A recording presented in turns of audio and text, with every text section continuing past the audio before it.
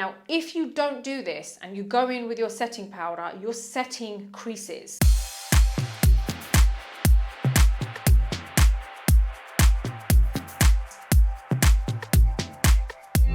Hey guys, welcome back to my channel. If you're new here, then I'm really excited to have you here because this is where you're going to learn how to apply makeup on yourself. Or maybe you've got a side hustle going on, or like myself, you might be a professional makeup artist wanting to learn more. You're going to find the best beauty buys here, along with content of me trying and testing brand new products before you go out and spend your hard-earned cash on them.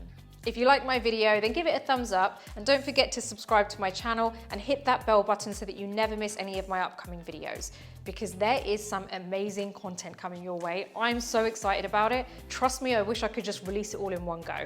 But we're gonna stick to my schedule, which, by the way, if you didn't know, is every 3 days. And don't forget, I'm also on Instagram, so you can follow me there for daily beauty news and PR unboxing, which you'll find on my stories.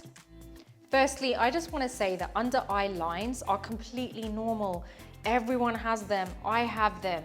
It would look weird if I didn't have them. However, that's the question I get asked the most, is how do I get rid of under eye creasing? And I know a lot of people who go out spending so much money on setting powders thinking that's what's going to fix the under eye creasing, and then it doesn't. But I want to show you today that it is not just about the product you use. More so, it's to do with the technique that you use when you apply the powder. In this video, I'm going to show you an experiment to prove my point. I'm going to use the same setting powder under each eye. On one side of my face, I'm going to use my technique, and on the other side of my face, I'm going to use the technique that I see a lot of people using, and it doesn't really work. I'm also going out tonight, so to further prove my point, you're coming with me so we can see which technique works better. I already have my skincare and my eyeshadow on. We're going to go in with skincare for the under eye area, and I'm using the Ulla Henriksen Wrinkle Blur Eye Cream. Now I apply a very small amount of this, and I literally just apply it here and let it go, kind of smooth it outwards and upwards.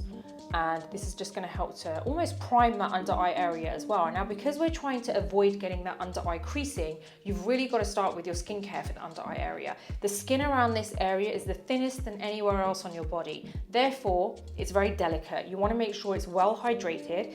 If that area is overly dry, then your creasing is going to show even more. So try and keep that well hydrated. And I honestly hear of so many people who don't use eye cream. You need to start as soon as you can. It's going to really help to soothe and nourish that area for you. I'm going to apply a thin layer of foundation, and I'm using the Shiseido Self-Refreshing Foundation. This is a tester. I am still waiting for my full-size bottle to come through, so I'm just using that at the moment. Now I'm going to just apply this with a brush, just a thin layer all over. I'm going over the under eye just a little bit, not too much. But I just want to kind of get a nice layer on so that I know where I need to conceal, which is mainly my under eye areas. I'm going in with my Tarte Shape Tape Concealer in 29N, which is light medium. Now, I know everyone applies their concealer in a different way. I'm just going to show you my way, because really it's about the way that you set it, obviously, as well as the way you apply your concealer. So this is how I apply my concealer on the under eye area. And this is just for that kind of extra lift here that I like. Now, I'll be honest, I spread it around when I start blending it, so you can apply it all over that area if you want to. I see a lot of people saying that, you know, this is the right way now to apply your concealer.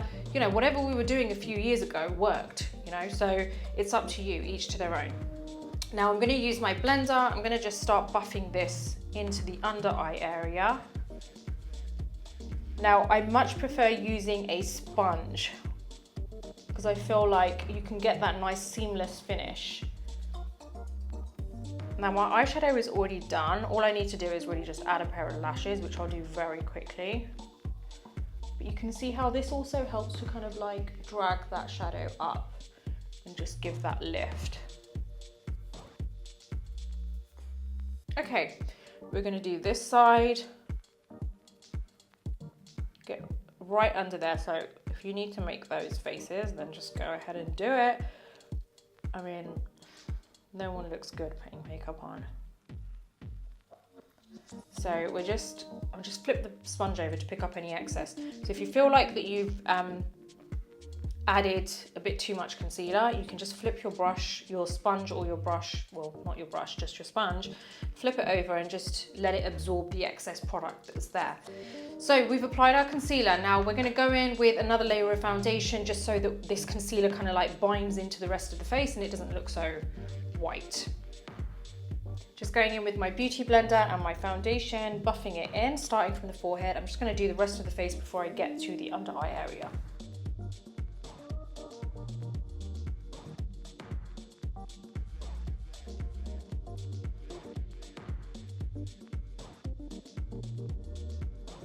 So I'm gonna take a little bit more foundation on my sponge and now I'm gonna go onto the under eye area.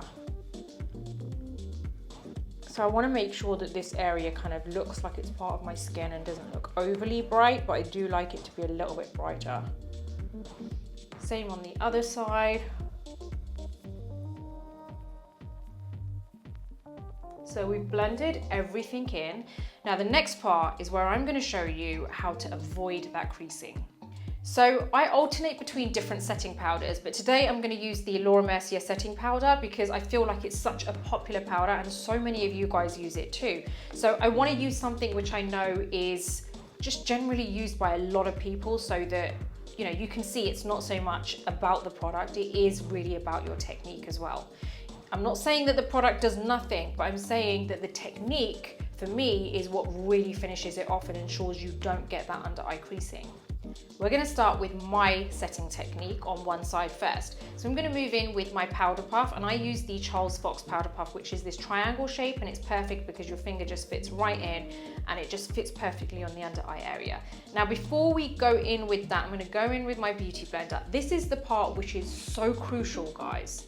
Seriously, there's a fly in here and it's really annoying me, but I know it's one of those flies where you can never catch it. Anyway, let's move on. So I'm going to get my beauty blender. Now I'm going to go right under the eye with the tip of the beauty blender to make sure that there are no creases.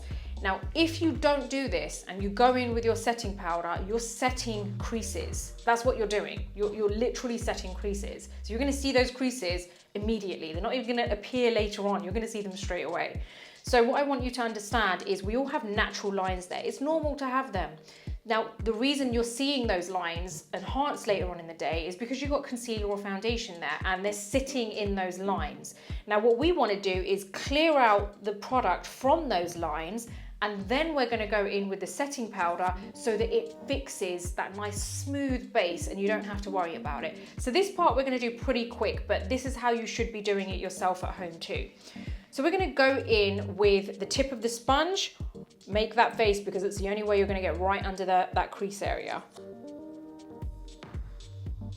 I literally just lifted the product with the tip of the brush out. So I just want you to see, I go right under there. Now, as it's out, the sponge has absorbed all that excess product there. I'm going to stay like that as much as you can.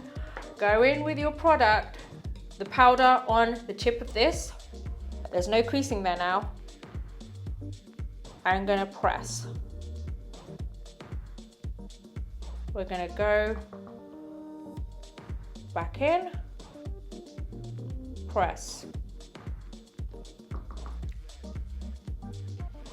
Now I've really kind of got into that kind of crease area there. So now this is where you can relax a bit and you can apply it anywhere else. So I like to apply it here. See, the first place that I set was that immediate, that section right under the eyelashes, because that's where I get that creasing. So now that that's done, I'm going to leave that there. So this is all part of the process. And I'm going to go in just with my powder in other areas. I also go along here because you've got that smile crease there. And all I'm doing, this is where I kind of use a bigger puff. This is the Laura Mercier puff now. And I'm just kind of pressing the powder all over. And we're gonna just go onto the forehead, get this done.